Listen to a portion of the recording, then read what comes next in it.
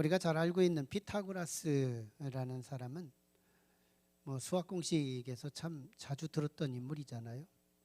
삼각형의 내각이 180도, 그래서 직각의 두 변을 알면 코사인 세타 값을 알아서 나머지 세 각까지 한꺼번에 알 수 있다는 이 법칙을 얘기한 피타고라스.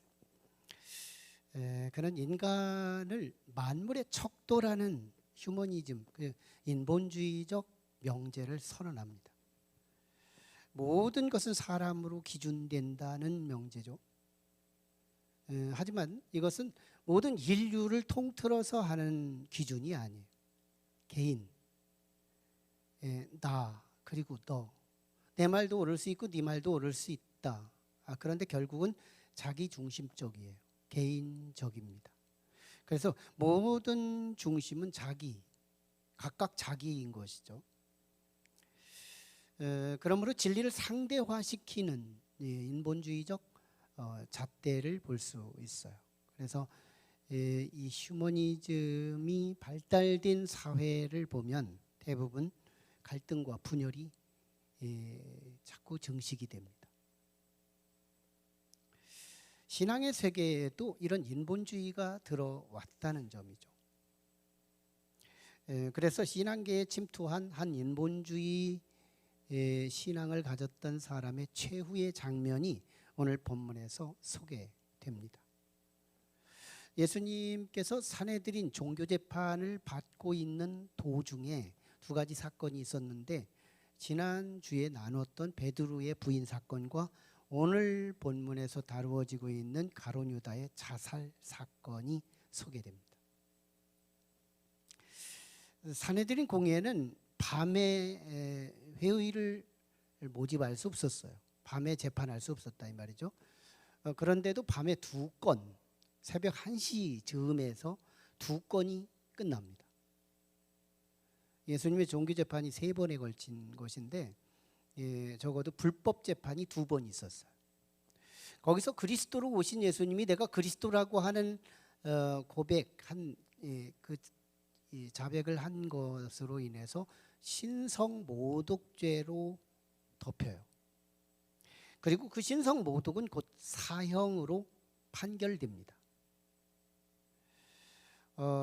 산헤드린 공회는 그러나 로마의 제국의 영향을 입고 있었기 때문에 사형 판결은 가능하지만 집행권이 없었어요. 그래서 이제 산헤드린 공회는 예수를 사형으로 판결을 하고 집행권을 가지고 있는 빌라도 총독부에 송치합니다. 그래서 이제 빌라도 총독부에 송치하고 거기서 신문을 하기 바로 직전에 오늘 본문 얘기가 소개되는 건데요. 이게 바로 오늘 3절에서 10절. 그러니까 문장 구조로 보면 1, 2절에서 11절이 이어지는 이야기가 재판의 한 통의 이야기의 큰 틀입니다. 그런데 그 속에 3절에서 10절까지 이것이 그 사이에 가룟 유다의 자살 사건을 다루고 있는 거죠. 마태는 3절에서 마태만의 고유한 전환부사를 사용해요. 그때에. 이 그때라고 하는 얘기가 나오면 마태가 하고 싶은 얘기를 달기 위해서 전제한 말이에요. 마태는 지금 그때라고 하면서 하고 싶은 메시지가 뭐냐면, 지금 그 대제사장과 장로들, 그 산헤드린 공회 71명으로 구성된 이 재판에서 불공정하게 그리고 너무 잔인하게 예수를 판결했다는 것을 드러내고 싶어 합니다. 가룟 유다가 사실은 예수님을 은 30을 받고 대적들에게 팔아넘겨요. 그리고는 가룟 유다가 예수님의 거취 어떻게 전개될까 궁금해요. 그래서 따라다녀요. 계속 재판하는 곳에도 가 있습니다. 어떻게 재판되나 보려고 하는 거죠. 그러니까 가룟 유다가 생각한 재판은 그럭저럭 그냥 어떤 구형이나 당하고 그러는 건 줄 알았어요. 그런데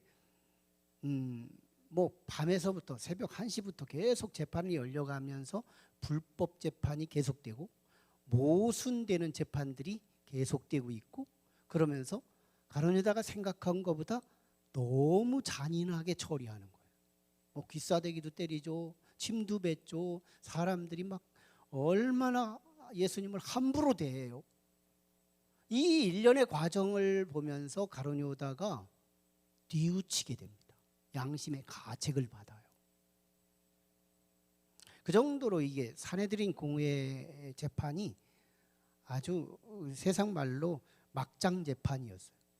우리가 막장 드라마 알고 있죠? 드라마 너무너무 서로 간에 복수 막 엉키고 설키고 해서 막 막장 드라마가 있는 것처럼, 나 요즘에 정치도 막장 정치 같은 생각이 들어요. 역시 막장 재판이라는 것이 1세기 당시에 있었다는 거예요. 그들의 재판은 정말 불법 투성이었죠. 밤에 신문할 수 없고 밤에 재판할 수 없고 판결할 수 없는데 밤에 2번이나 판결했으니까, 그 그리스도라고 고백한 것이 무슨 신성모독이 되고, 또 그걸 사형죄로 내렸다라고 하는 거. 그리고 언제나 최종 판결은 2번 또는 3번째, 4번째 판결을 내리게 되는데, 첫 번 판결을 내리고 그리고서는 사형 언도를 내린 거예요. 그러니까 유대 법에서도 최소한 한 번 재판이 있으면 그 다음 재판에서 판결을 내리도록 하게 돼 있는데, 첫 번 아침 새벽에 낮에 이루어진 재판이 공식 재판인데 거기서 판결을 내려요. 그러니까 안식일이 도래하기 전에 빨리 처리하고 싶어지는 그들의 이 조급증이 불법 투성이를 만들었고, 모순 투성이를 만들어요. 어떻게든지 죽이기는 죽여야 되겠는데 첫 번째 판결에서 완전히 사형 언도를 내리게 됩니다. 나중에 결과적인 얘기지만 가룟 유다가 나중에 뉘우치고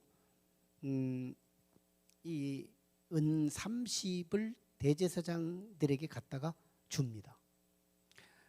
나는 정말 나 이거 책임 못 지겠다, 난 다시 되돌리겠다, 너희들이 감당해라 하고 줬더니 그들이 거절을 해요. 그래서 성전에다가 탁 던져놓고 나와요. 그러면서 성전이 막 떼구를 다니는 돈 은 30이 제사장들과 장로들이 가서 주섬주섬 주워요. 그러면서 이것은 핏값이기 때문에 불공정한 소득이기 때문에 하나님 앞에 드릴 수 없다 해가지고 이걸 모아다가 토기장이의 쓸모없는 땅을 노예값 하나로 산 하나를 사가지고 공동묘지를 삽니다. 하나님 앞에 드릴 수 없다는 거죠. 그 돈이 어디서 나온 거예요? 대제사장에서 나왔고 제사장들에게서 나왔던 거거든요. 그래서 가룟 유다한테 준 거거든요. 근데 이게 부당한 돈이래요. 그러면 뭐예요? 자기들이 부당한 처리를 했다는 얘기거든요. 그러니까 그들은 자타가 공인할 만큼 부당한 법정, 부당한 처리, 예수님을 부당하게 죽이는 데까지 몰고 갔던 사람들. 막장 재판, 막장 종교인들, 사내들인 공회였어요. 너무너무 심하게 하니까 가룟 유다가 뉘우치게 됩니다. 뉘우쳐. 문제가 뉘우침이에요. 여러분, 뉘우침이라는 건 회개의 조건이에요. 내가 잘못했구나. 이제라도 좀 잘해야 되겠다는 하나의 시발점이 되는 건데요. 그런데 놀랍게도 이 가룟 유다는 이 뉘우침과 함께 뭘 드러내느냐면 그 신앙의 본질, 인본주의 신앙을 드러냅니다. 3가지 행위를 통해 나타나는데요. 첫째, 자신이 잘못됐다는 것을 깨달으면서 동시에 사람만 찾아가서 도돌리려고만 했다는 점이에요. 사람만 찾아갔다는 거. 그러니까 제사장에게 찾아가서 은 30을 도돌려주면 그게 다 되는 거냐고. 최소한 그랬으면 자기가 뉘우쳤어 깨달았으면 예수님을 좀 향해서 뭔가 통곡이라도 하고 베드로처럼, 지난주에 나눴던 베드로처럼 어떤 회개하고 연결이 됐어야 되는데, 그거는 예수님에게 대한 송구함도 표현 못하고 있고요. 오직 제사장들에게 은 30냥만 갖다 도돌려주면 그들이 책임을 질 거라고만 생각한 거예요. 사람에게만 도돌리려고 했지 그리스도께, 하나님께로 도돌리려고 하는 노력을 보이지 않습니다. 두 번째, 뉘우침은 정말 뉘우침이라면 그가 그 다음부터는 죄를 경계하고 죄를 멀리해야 되는데, 제사장들만 들어갈 수 있는 성소를 자기가 불법으로, 아직 제사장도 아닌데 자기는, 그런데 저벅저벅 성전에 들어가요. 지금은 우리가 들어오는 것이 정당하지만 그때는 성전에 들어올 수 없었어요. 제사장들만 들어올 수 있는 곳이거든요. 들어오면 죄가 되는 거예요. 하나님께 불순종이 되는 거거든요. 그런데 거기를 들어가 가지고 은 30을 던져놓고 가요. 그러니까 지금 자기의 뉘우침이 죄하고 연결을 시키는 거예요. 더 치명적인 것은 그걸 가지고 뉘우침이 자살하고 연결했다는 거예요. 자살. 소중한 생명, 하나님이 주신 선물, 이 생명을 함부로 자기가 결정을 해서 자기가 자기를 죽여버리는, 이게 자살이에요. 여기도 하나님이 없어요. 하나님이 끼어들을 자리가 없고 하나님의 흔적이 없고 하나님을 찾으려고 하는 시도가 조금도 보이지를 않아요. 여기서 우리는 이 가룟 유다의 믿음의 컬러를 다시 한번 발견할 수 있다는 거예요. 가룟 유다의 믿음은 소위 신본주의 믿음이 아니라 하나님 중심적인 믿음이 아니라 인간 중심적인 인본주의 믿음이었다는 거예요. 자, 이 인본주의 믿음이 얼만큼 심각한지를 우리가 이제 배워야 하는 부분인데요. 인본주의 믿음이란 신앙의 양식은 같습니다. 같이 교회 다니는 거예요. 자, 그런데 그 중심, 가장 중심에 내가 있어요. 그리고 예수님이 사이드에 있습니다. 다시 말하면 나는 목적이고 신앙의 목적이고 예수님은 수단이에요. 예수님을 이용해서 내가 살고 예수님을 이용해서 내가 구원받고 예수님을 이용해서 내가 출세하고 예수님을 이용해서 어떤 것을 얻고자 하는. 그래서 이 인본주의 신앙의 양식은 세 가지로 발전해 갑니다. 하나는 경험주의 신앙이에요. 여기서 경험은 영적인 경험을 말하지 않습니다. 육체적이고 물질적인 경험을 말해요. 하나님을 믿으면서 육체적이고 물질적인 증식, 발전, 축복 이런 것들이 일어날 때는 믿음이 반짝 일어나지만 이런 것들이 쇠퇴하거나 이런 것들이 와해될 때에는 믿음도 둔화되고 침체되고 말더라는 거예요. 경험주의 신앙이 그렇습니다. 두 번째는 이성주의 신앙이에요. 우리가 이성주의 신앙은 대부분 이성을 가지고 성경을 조명해요. 이성을 가지고 성경을 조명해서 이해가 되는 부분은 수용하고 이해가 되지 않는 부분은 피해서 믿습니다. 소위 부활은 다른 사람이 믿게 하고 나는 그래서 십자가까지만 믿는 거예요. 이성의 조명이 걸리는 거 안에서까지만 자기가 믿고 믿지 못하는 거, 죽어서 천국 가는 거 내가 어떻게 알아? 이성으로 조명이 안 되는 부분들은 피해요. 한계가 있어요. 세 번째는 기복주의 신앙이에요. 이 기복주의 신앙은 하나님을 축복의 조건으로만 가치를 둡니다. 그래서 내게 축복이 오면 하나님이 나의 하나님이지만 내게 재앙이 오거나 원치 않는 어떤 문제가 내 안에 일어나게 되면 언제든지 하나님은 등질 수 있습니다. 중요한 건 고난의 심화입니다. 고난의 깊이, 고난의 정도, 이것이 일으키는 것이 뭐냐면 치명적으로 살인, 즉 자기 자살을 일으킨다는 거예요. 오늘날 자살의 문제는 사회 문제요, 국가적인 문제까지 도래하고 있어요. 자살의 문제. 심지어는 교회 안에까지 집사님들의 자살, 권사님들의 자살, 심지어는 목사의 자살도 오늘날 쉽게 발견할 수 있다는 거예요. 이거 우리 마태 기자에게만 허용된 이 가룟 유다의 자살 사건, 마가복음 없습니다. 누가복음 없어요. 요한복음에도 없어요. 오직 자살은 마태 기자만 다루고 있어요. 그래서 이 사복음서에 다 다루고 있다면 뭐 흔한 메시지니까 언제든지 전할 수 있는 거지만 오늘 이 기회에 우리가 교회 안에도 자살이 들어와 있고 심지어는 목회자들도 자살하고 있는 이 시대 속에서 우리는 이 자살의 엄중성 이거 하나를 우리가 짚어볼 필요가 있어요. 심지어는 우리의 자살의 문제는 우리 OECD 국가가 적어도 먹고 살 만한 경제 국가죠. 아프리카 국가에서는 하나도 회원 국가로 들어올 수 없는 경제에 성장한 나라들이 연합해서 더 어려운 제3세계 국가들을 돕기도 하고 경제의 증진을 위해서 모임을 구성한 OECD 국가 중에서 우리나라가 자살률 1위입니다. 적어도 우리나라의 자살은 하루에도 37.7명씩 죽는데요.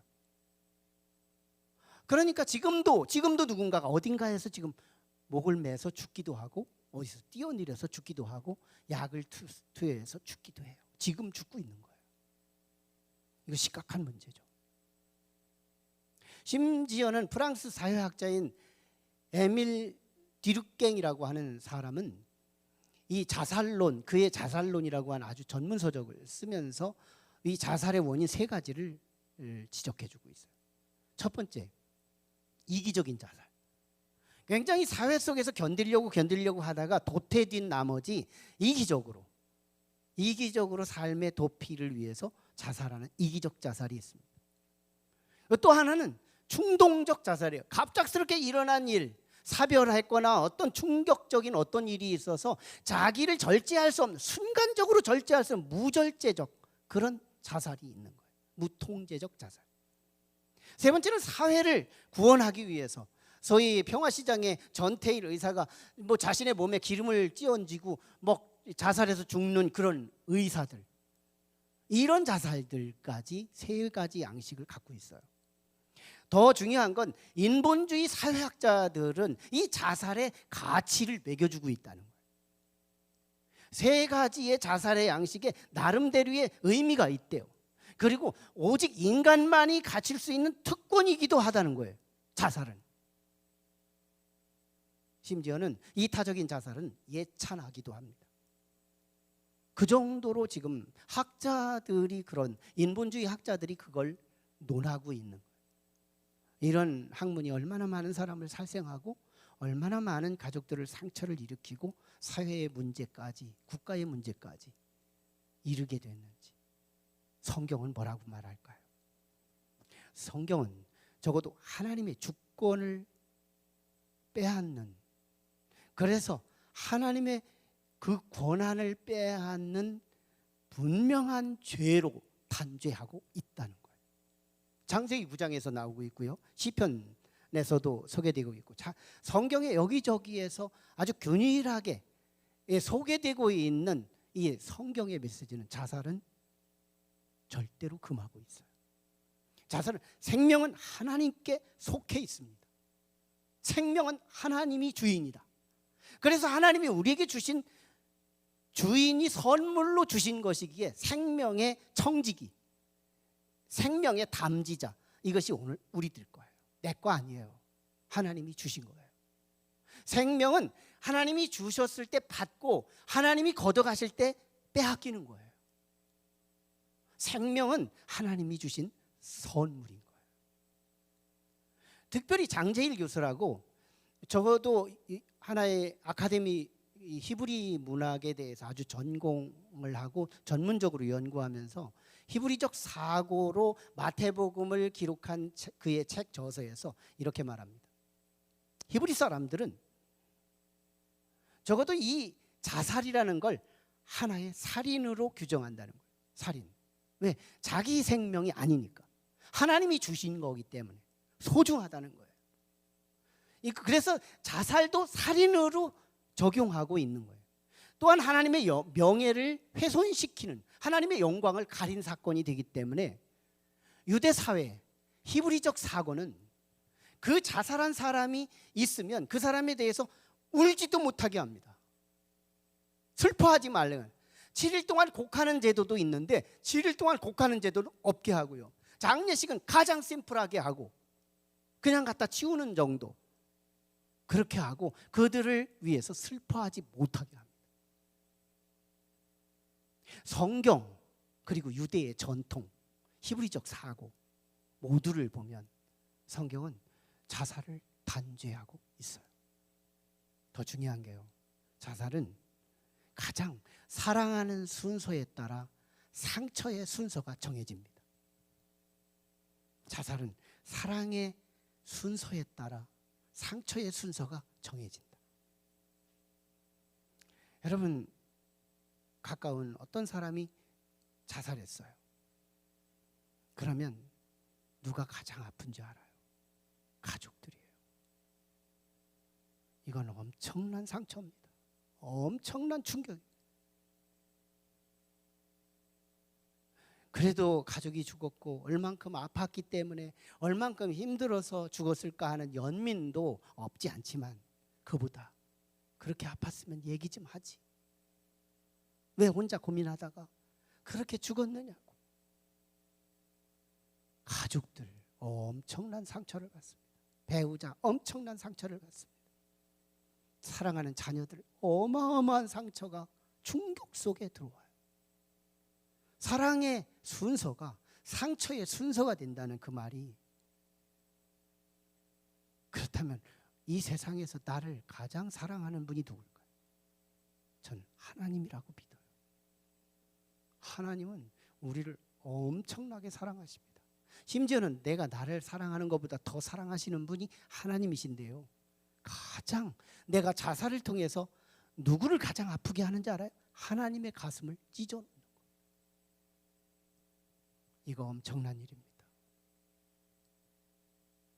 알고 보면 이 자살의 원인은요, 고난 때문이에요. 고난. 자세히 보면 이 고난이 우리로 하여금 자살을 하게 합니다. 이걸 뒤집어요. 너무 행복한데 자살한 사람이 혹시 있는지 책을 뒤져봐도 인터넷을 봐도 아무리 봐도 자료가 없어.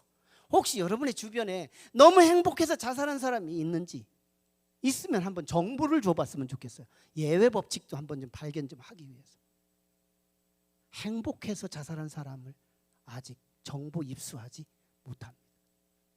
그렇다면 자살의 원인은 고난이라는 건데요, 과연 성경은 이 고난이 자살과 연결하는 걸 정당화하고 있는가? 아닙니다. 성경은 고난 뒤에 언제나 발전을 준비해 놓고 중간에 세팅이 뭐냐면 밤가시 같은 고난을 두었다는 거예요. 여러분, 요셉의 고난 그 뒤에 국무총리가 있어요. 다윗의 고난 그 뒤에 왕이 있어요. 베드로의 고난 그 뒤에 누가 있어요? 사도가 있어요. 위대한 예루살렘 처음 교회를 세운 첫 번째 목회자가 돼요. 예수님의 고난 뒤에 뭐가 있어요? 유일무이한 부활의 주인공이 돼요. 고난 뒤에 성경은 놀랍게도 축복과 연결합니다. 축복과 연결해요. 그래서 정말 이 고난을 잘못해서 해서 결국은 자신의 극단적인 목숨을 끊는 자살 문제로 연결하고 있다는 사람들을 보면 대부분 시각장애를 갖고 있습니다. 시각장애. 세 가지 시각장애인데요, 첫째는 원시를 못해요. 근시안입니다. 당장 고난, 이 앞에 있는 이 고난만 피하기 위해서 뭔가 이 극단적인 행위를 하고 만다는 거예요. 당장 앞에 가시밖에 안 보여요. 가시 속에 있는 밤톨 3개가 안 보이는 거예요. 원시, 투시, 이게 안 되는 거예요. 당장 앞에 있는 가시만 보이는 거예요. 이 근시안, 너무 가까이에 있는 고난, 이걸 종말까지 보는 거예요. 아니에요.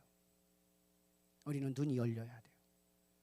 성경은 사랑하는 자에게 고난을 주시고 사랑하는 자녀에게 징계를 주시는 이유는 징계 뒤에 축복이 있기 때문이에요.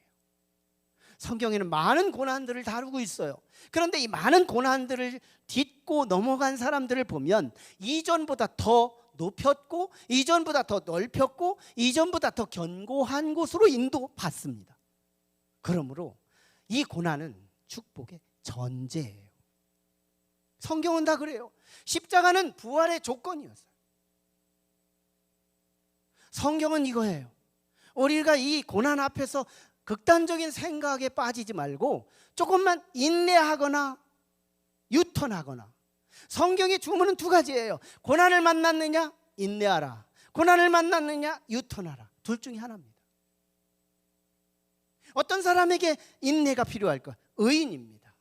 하나님이 축복하고 하나님 말씀대로 살아가는 사람이 갑작스럽게 다가온 고난이 있거든, 그건 인내래요. 참고 인내하여 연단된 후에는 견고하게 그를 크게 쓰기 위함이래요. 2번째는 유턴입니다. 대부분 죄인들에게 유턴해요. 성도인데 죄를 져요. 성도인데 내 마음대로 살아요. 성도인데, 이름은 성도인데 내 뜻대로 살아갑니다. 그에게 하나님은 고난을 줍니다. 뭐라고? 왜? 무슨 신호로? 유턴 신호로. 유턴하라고. 그걸 우리의 신앙의 용어로 회개입니다. 그것만 넘어가면 놀랍게도 하나님은 참으로 고난이 없었던 것보다 훨씬 나은 길로 우리를 인도합니다. 중요한 건 가룟 유다의 자살은 영적인 데 있었어요. 영적인 데 있었다. 그가 뉘우침이 연결하기 사람에게만 연결하고 죄로만 연결하고 자살로 연결한 데서 단적으로 증거되지만 그 안에 하나님의 근거가 하나도 없어요. 하나님께 연결하려고 하는 시도도 없었고 그 안에 하나님의 말씀이 떠오르는 것도 하나도 없었고 그 안에 하나님이 없어요. 성령이 없어요. 그래서 회개도 못하고요. 뉘우침까지 갔는데 회개로 연결을 못 시켜요. 하나님께 연결을 못합니다. 그래서 우리는 신앙을 좀 인본주의 신앙에서 신본주의 신앙으로 전환을 해야 되는데 가장 기초적인 3단계를 한번 점검해 볼 필요가 있어요. 누가 인본주의인지 누가 신본주의인지 아마 이거는 본인이 조금 알 것 같고요. 넌지시 알 수 있습니다. 조명을 해보면. 그리고 하나님은 정확히 압니다. 이웃은 몰라요. 그래서 누가 신본주의인지 누가 인본주의 신앙인지를 모르니까 결국은 우리가 모두가 다 한번 3단계를 점검해 볼 필요가 있어요. 우리가 신본주의 믿음이 되려면 최소한 겸손해야 돼요. 겸손은 은혜의 그릇입니다. 아우구스티누스는 그가 겸손을 통해서 은혜를 담을 수 있는 유일한 그릇을 소개합니다. 첫째 조건도 겸손이고 둘째 조건도 겸손이고 셋째 조건도 겸손이에요. 여러분, 교만은요, 내 속이 비었다는 것에 대한 위선이에요. 내 속이 완전히 아무것도 없다는 것에 대한 위선입니다. 있는 척할 뿐이에요. 전 교만한테 속지는 않아요. 당신의 교만은 깡통이라는 걸 증명하는 거다. 내공이 있고 실력이 있고 능력이 있으면 사람은요, 겸손을 연출할 수 있어요. 난 겸손은 능력이라고 봐요. 신본주의는요, 능력이 있는 거예요. 하나님의 모든 은혜는 겸손한데 붙습니다. 두 번째는 회개예요.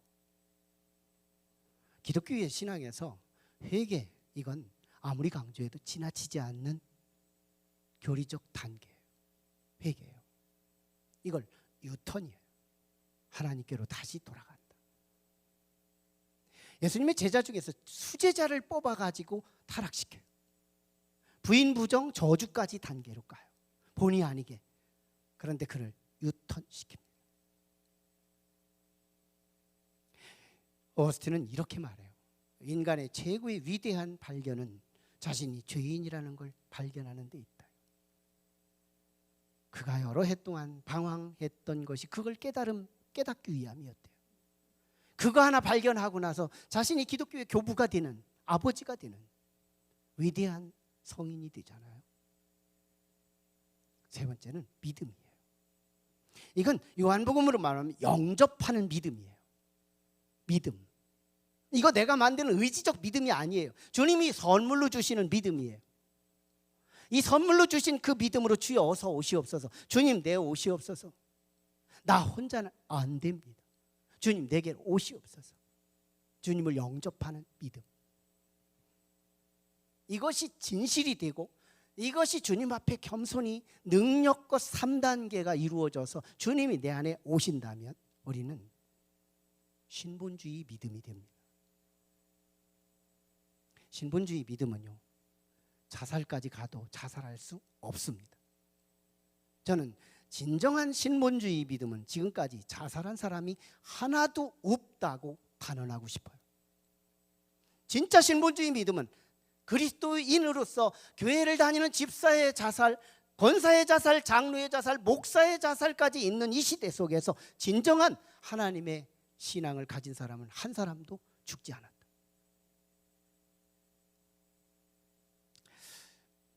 지난 9월 8일 날 블로그에 올라온 간증문이 있어요. 아주 정성을 들여서 2018년도에 본 어게인, 다시 거듭나는 사건을 경험한 이야기를 비로소 참고 참다가 블로그에 지난 9월 8일 날 올려놓은 간증인데요. 블리스찬이라는 이름으로 올려져 있어요.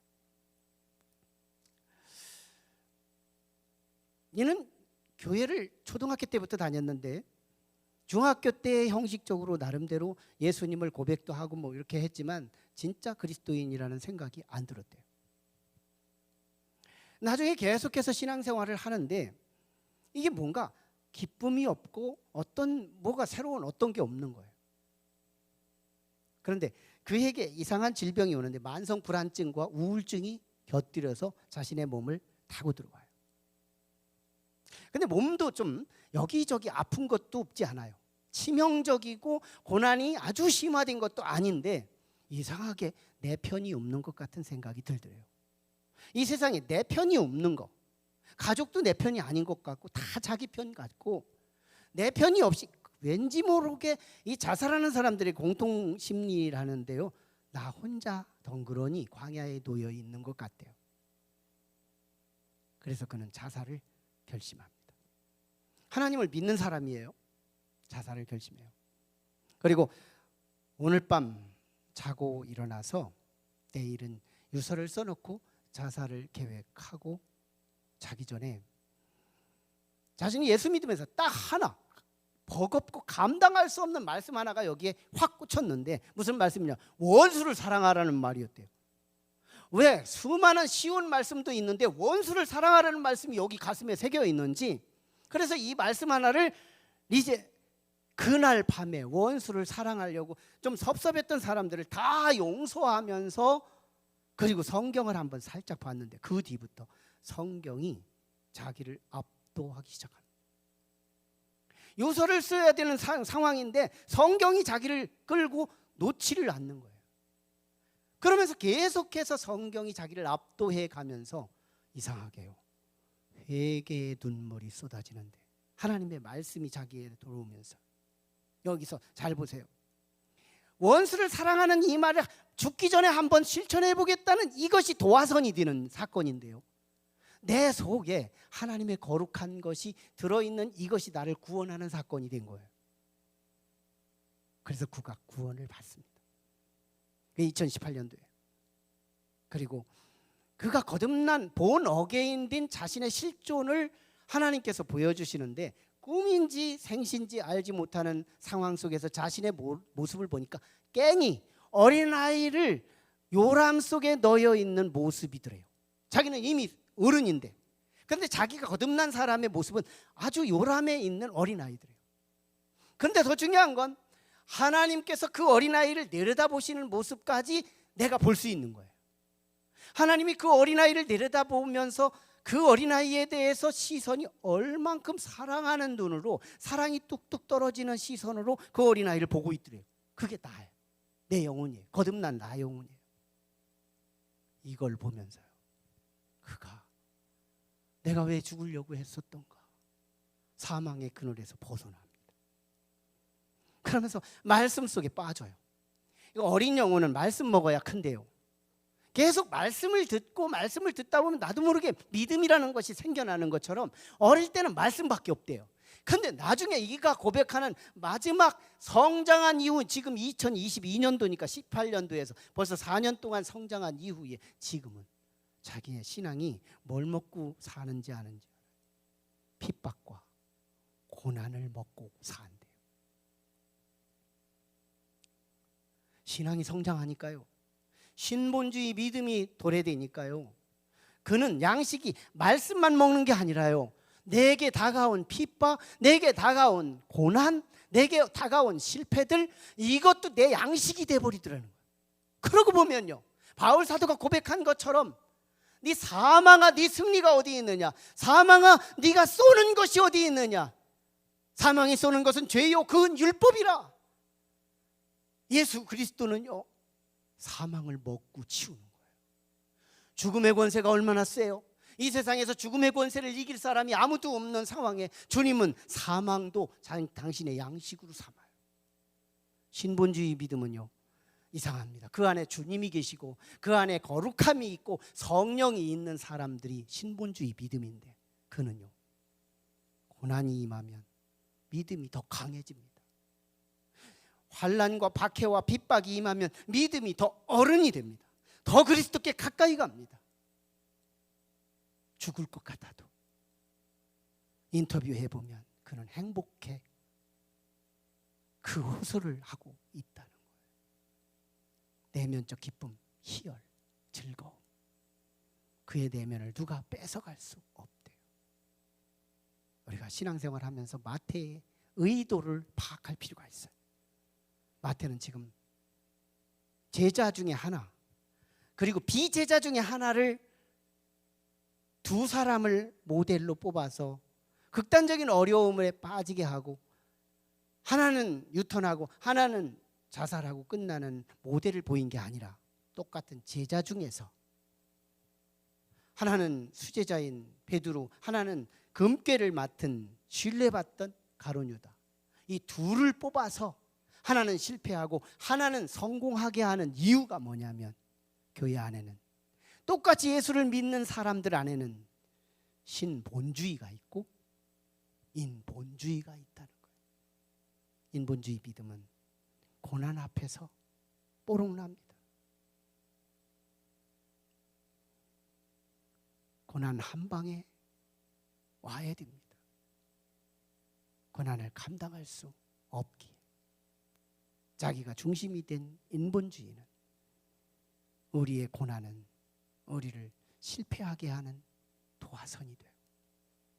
그러나 신본주의는 어떤 고난도 주님과 더 가까이 하게 하고 하나님이 주신 내 생명을 소중히 여기며, 그러기에 다른 사람의 생명도 너무너무 소중히 여기면서 이전에 없던 놀라운 지위의 상승과 하나님이 다함이 없는 축복을 경험하는 진정한 승자가 된다는 사실입니다.